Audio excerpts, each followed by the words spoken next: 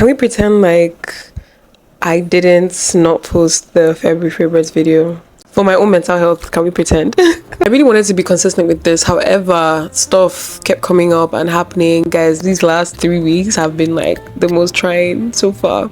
Yeah, I'm kind of taking things one day at a time. So making the favorites video wasn't feasible for a while.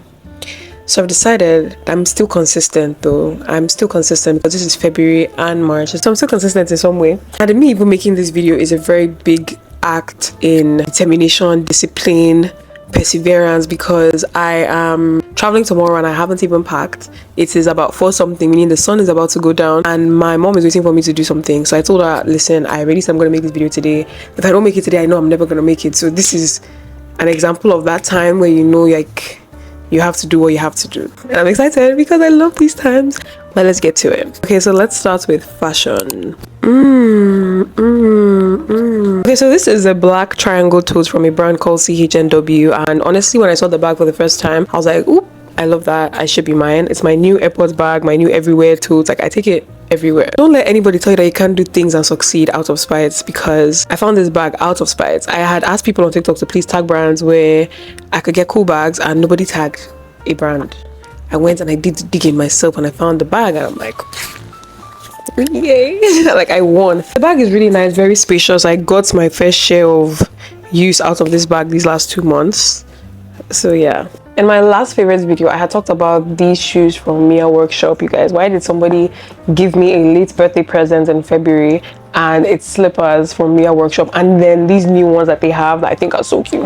Do you see? This color is so unique. The style is so unique. Mia Workshop is slowly becoming my favorite Nigerian shoe brand. There's this other one that I'm excited to try out. Oh, and there's even this other one that I randomly saw on Instagram.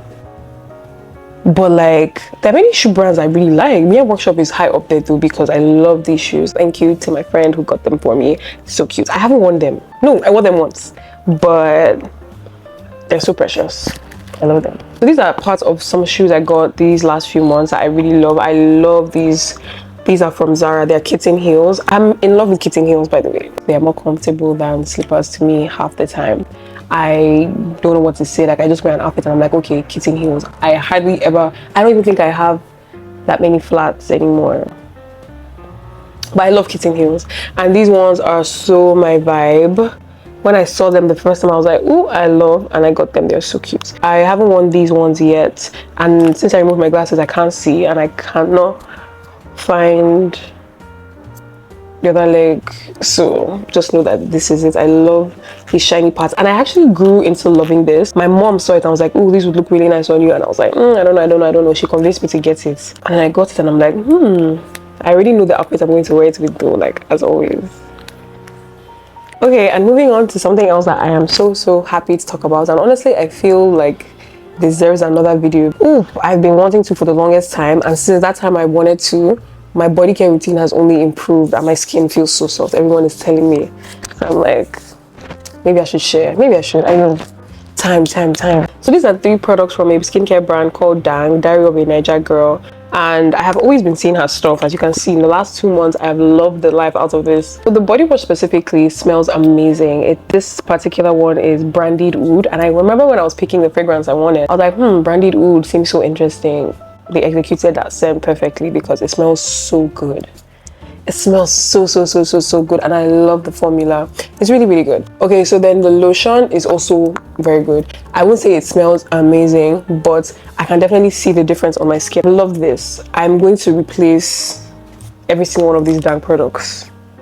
Yeah, I will replace all of them because I love them. But I will say with my lotion specifically that I never really can say, oh, this lotion does exactly this or that, because I always mix my lotions. Like, I mix this lotion with my EOS Vanilla Cashmere, and I mix it with my Medix that other, I don't know if you know the lotion, or I might mix it with my Dr. Teal's lavender lotion. Like, I mix my lotions all the time for different things. But I will say that my skin has gotten significantly brighter since I started using this.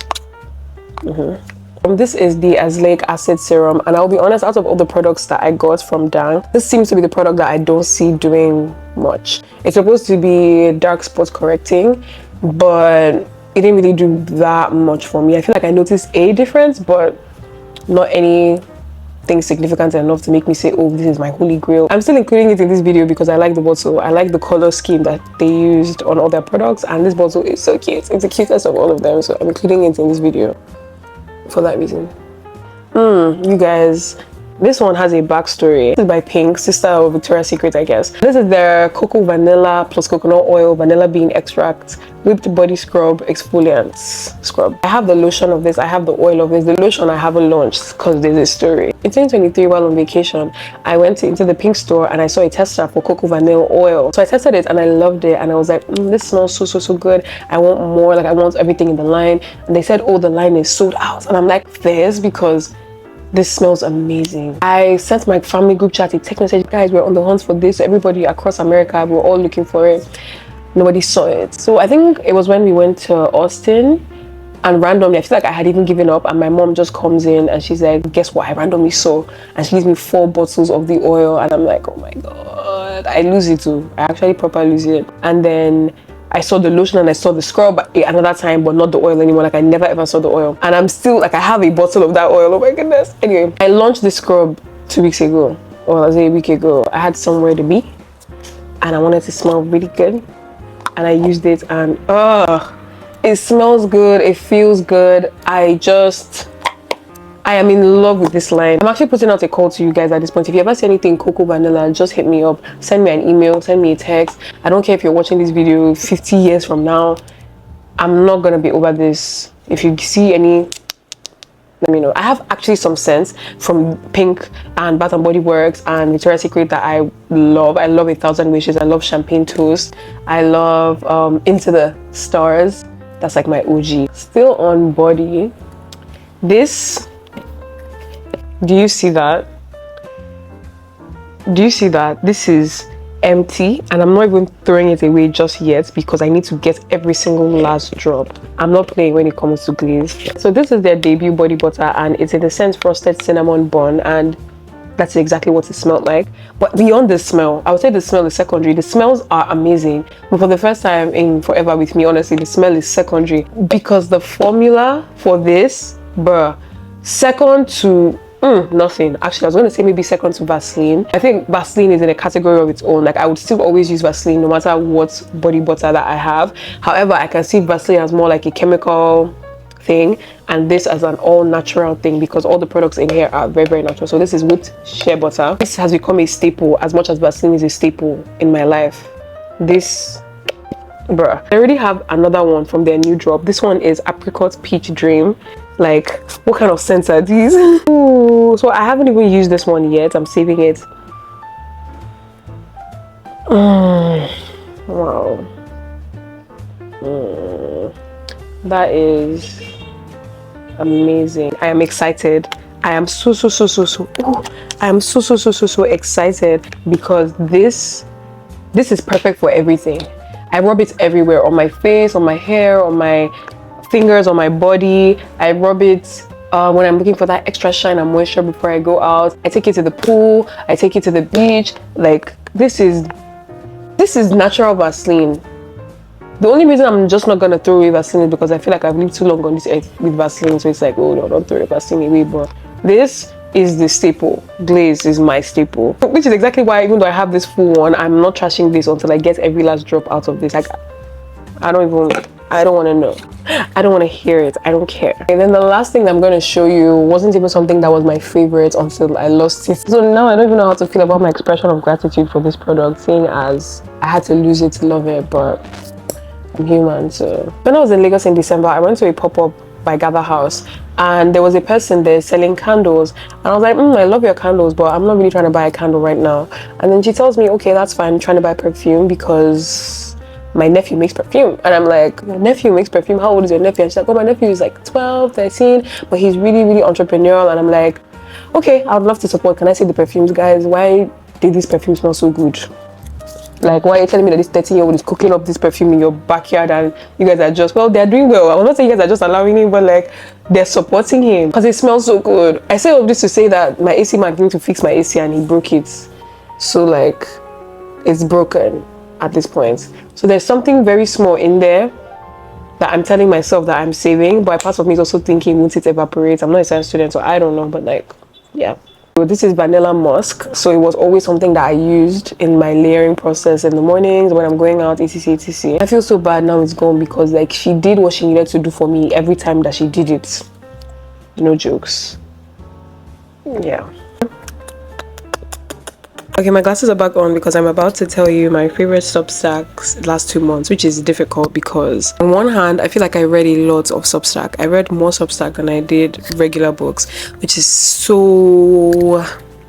We'll get to that, but I'm going to just go based off how I'm feeling. The 3 I'm about to list now are actually not the 3 I had in mind to share, but based off how I'm feeling, these are the 3 I'm going to share. Okay, so a Substack that I really liked is a Substack called Your Emotions Are Not Meant to Be Analyzed, They Are Meant to Be Felt. Obviously, I liked it because it was well written. The author often writes things that are really well written. However, it resonated more with me because I felt like I was in a space when I realized that people are not really feeling their emotions. I was like, oh, I wish there was a way you could read this Substack instead of this Substack appearing on my For You page, should be on yours. The author spends time just talking about how before we even get a chance to sit with our feelings, we think them and then we grab them and then we corner them and then we label them something and then we kind of file them away under that label that we've given it without properly understanding what that feeling is. And I would say that that's part of a deeper conversation about how we view our thoughts and how we view our feelings and our role in the process of having a thought and having a feeling. I feel like that's a bit much to discuss right now, but on the topic of this Substack, the author goes on to talk about how as a person they're often intellectualizing their feelings and their thoughts before they get a chance to feel them, and they know that people do the same, and that as soon as they feel a thought, their brain is kind of activated to try and attack it like they would a problem. Like the feeling is like a problem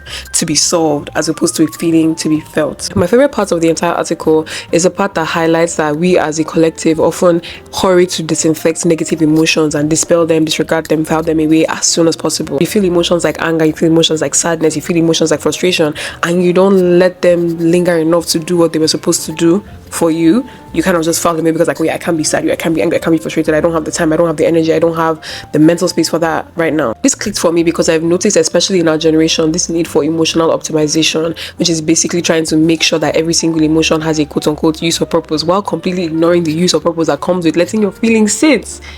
Whew, that was a mouthful. So I really like that there was a lot of emphasis on the fact that we mustn't rationalize our feelings into submission, and we mustn't intellectualize them to stupor, that we should sit with them, let them ache, let them waver around us, and let them go.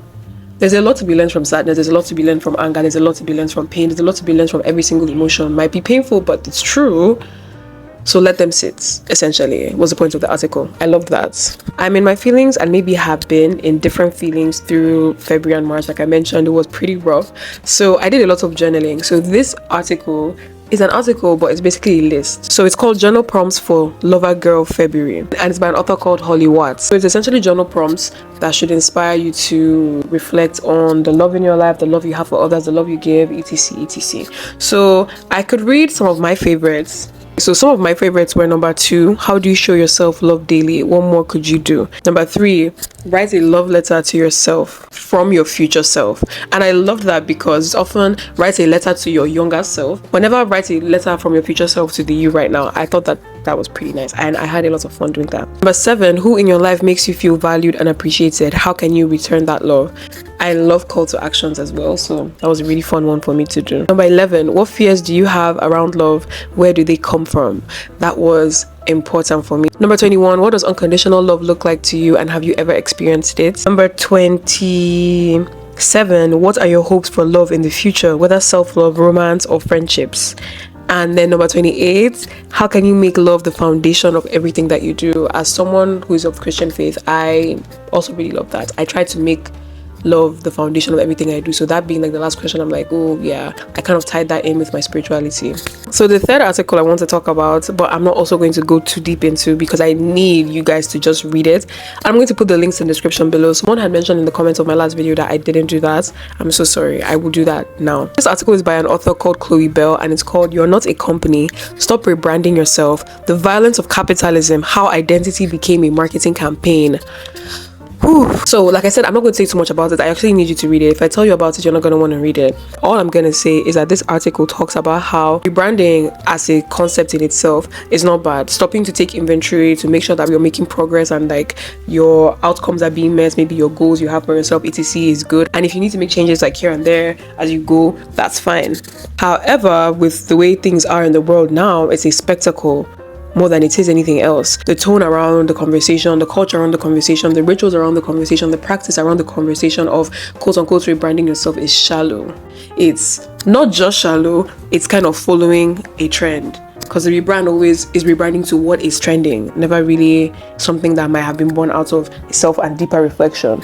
But like I said, I don't want to talk too much about it because it goes into the whole conversation of even capitalism and how that plays a big role in marketing yourself as a commodity or like a brand, which I guess you can say you are as a person, but not in the context of this conversation. You should definitely read it. I would love to have conversations in the comments or even in person if any of my friends are watching this about this particular essay. I liked a lot of stuff, and I feel like saying 3 when I missed February isn't fair. So I will say that I read an article called A List of Lists to Make.